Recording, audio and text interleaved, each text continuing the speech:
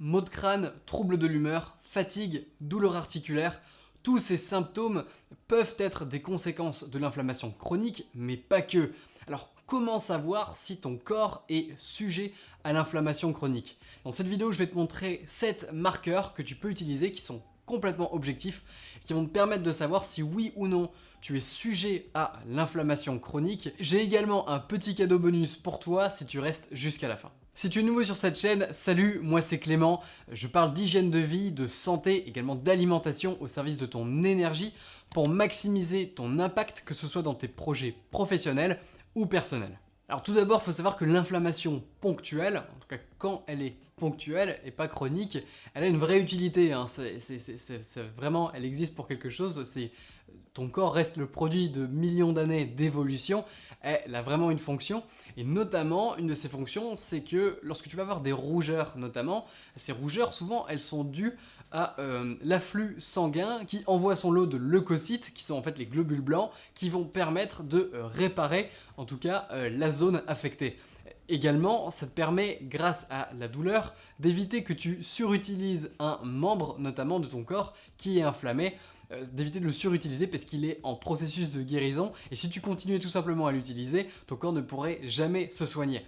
Donc ça a du sens et l'inflammation est utile. D'ailleurs, techniquement, après un entraînement qui est physique, ton corps est en situation d'inflammation parce qu'il va avoir besoin de récupérer et de se restaurer. Là, ça va être aussi une inflammation ponctuelle. Cela dit, quand elle est chronique, c'est-à-dire que tu as vraiment ce processus d'inflammation à l'intérieur de ton corps en continu, là, ça peut poser vraiment problème, ça peut favoriser énormément de maladies et de problèmes de santé différents. Dans cette vidéo, je ne vais pas te détailler comment résoudre ces problèmes d'inflammation. Je t'ai déjà fait une vidéo dédiée que tu peux regarder. Je te mets une petite fiche à droite si jamais tu ne l'as pas vue. Je vais me concentrer en fait sur les indicateurs objectifs que tu peux utiliser pour savoir si oui ou non ton corps est en situation d'inflammation chronique. La plupart sont grâce à des examens médicaux, mais le dernier, tu peux le mesurer par toi-même via quelques petits gadgets dont je te parlerai. Le numéro 1, ça va être le ratio de cholestérol total sur ton cholestérol HDL, le entre guillemets bon cholestérol. Tout simplement parce que ce ratio va te montrer si tu as plus de cholestérol LDL que de cholestérol HDL. Je te refais pas la différence entre les deux parce qu'il n'y a pas vraiment de bon ou de mauvais cholestérol. Cela dit, si le ratio est élevé, ça signifie que ton foie envoie davantage de cholestérol à tes tissus musculaires qu'il n'en reçoit. Ce qui veut dire qu'il essaye de limiter, en tout cas de soigner une inflammation. Et ça peut être un indicateur que ton corps est soumis à un problème d'inflammation.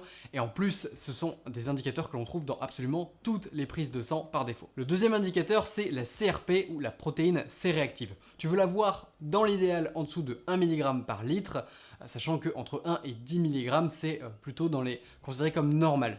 Le risque avec ce facteur-là, avec ce marqueur-là, c'est qu'il va être beaucoup affecté, notamment si tu as fait une session de sport. Si tu as fait une session d'entraînement particulièrement intensive, jusqu'à 48 heures plus tard, tes taux de CRP vont être plus élevés. Donc c'est à prendre en compte lorsque tu fais ce test, tu ne dois pas avoir fait de session de sport intensive dans les dernières 48 heures. Si tu es une femme, sache également que ton taux de CRP va monter si tu es enceinte. Numéro 3, ça va être l'homocystéine. Alors ce n'est pas inclus, c'est en général pas remboursé par la Sécu, c'est ce marqueur-là. Cela dit, il a un avantage, c'est qu'il peut montrer des problèmes de déficience nutritionnelle, de déficit nutritif principalement, notamment de vitamine B6 ou de glycine que tu trouves notamment dans le collagène. Bref, pas mal de vitamines que tu trouves principalement dans les produits animaux et tu cherches à avoir un taux d'homocystéine inférieur à 8 mg par litre. Si c'est supérieur, ça peut être un indicateur que tu es en carence.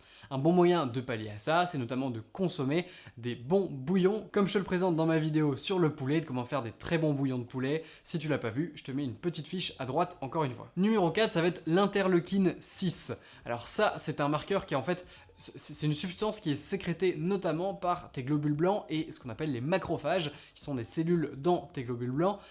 Et donc, si tu as un taux élevé d'interleukine 6, ça veut dire qu'ils sont particulièrement actifs et qui cherchent à soigner une inflammation et donc ça peut montrer que ton corps est en situation d'inflammation. Le cinquième, ça va être la concentration d'oméga 3 dans tes tissus. Alors c'est absolument pas courant comme test, ce sera pas facile à trouver, tous les laboratoires ne le font pas, mais c'est un bon indicateur si jamais tu as plus de 60% d'oméga 3 dans tes tissus, c'est un très bon indicateur de santé idéale et donc ça peut montrer, si tu as au-dessus de 60%, tu es sûr d'être à l'abri en tout cas de problème d'inflammation à ce niveau-là. Cela dit, si tu n'as pas accès à ce test, il y a une alternative qui va être du coup le numéro 6 et ça va être l'index d'oméga 3. L'index d'oméga 3, il va mesurer en fait le taux d'oméga 3 EPA et DHA à l'intérieur de tes globules rouges. Si jamais tu as des taux supérieurs à 8%, ce sont des bons taux, mais ce que tu cherches à viser, l'idéal, c'est entre 12 et 15%. Si tu as entre 12 et 15% d'index oméga 3, eh bien, ça veut dire que pour le test précédent, qui était la concentration d'oméga 3 dans tes tissus, eh bien, tu aurais un score supérieur à 60% et que donc tu es en excellente santé et que tu n'as aucun problème, aucun souci à te faire en tout cas pour ce qui est de l'inflammation. Et enfin, le 7e et dernier indicateur, là, pas besoin de prise de sang ou d'analyse médicale, il s'agit de la variabilité de ton rythme cardiaque. Toutes les smartwatches et beaucoup de différents gadgets te permettent de le mesurer. Moi, je le mesure grâce à ma bague qui a des capteurs et qui, je sais pas si tu peux voir, et qui me permet du coup de voir mes scores de variabilité de rythme cardiaque, me donner pas mal de données là-dessus. Si ta variabilité est élevée, ça veut dire que tu es en bonne santé, que tu récupères bien. Cela dit, si elle est particulièrement faible et que ton rythme cardiaque du coup ne varie pas suffisamment, et ça peut être un indicateur d'inflammation ou en tout cas de suractivité, notamment de surentraînement. Bref, ça peut montrer beaucoup de différents problèmes et tu veux faire attention à ça. Mon conseil, si tu veux être sûr de toi, ça va être d'utiliser principalement le HRV, donc la variabilité de ton rythme cardiaque, qui va te montrer donc si tu récupères suffisamment ou non à un instant T. La protéine C réactive, elle va te montrer si oui ou non tu es en situation d'inflammation d'un point de vue sanguin. Et l'oméga 3, un des deux tests d'oméga 3, ça va te montrer pas forcément si tu es inflammé ou non, mais ça va surtout te montrer à quel point ta réaction inflammatoire risque d'être élevée si tu rentres en situation d'inflammation. Donc ces 3 points sont assez complémentaires et donc ma recommandation pour en avoir le cœur net, ce serait d'utiliser ces 3-là. Je sais, il y a beaucoup de mots scientifiques, ça peut être un petit peu difficile de s'y retrouver. T'en fais pas, je t'ai fait une fiche résumée avec tous les conseils que je te donne dans cette vidéo. Tu peux la télécharger via un lien en description. J'espère que cette vidéo t'aura plu et qu'elle t'aura appris quelque chose. Si c'est le cas, n'hésite pas à me le dire en commentaire, ça me fait toujours super plaisir et ça me permet également d'orienter mon contenu pour t'aider un maximum. Je te dis à très vite pour des prochaines vidéos, d'ici là prends soin de toi, ton cerveau te remerciera.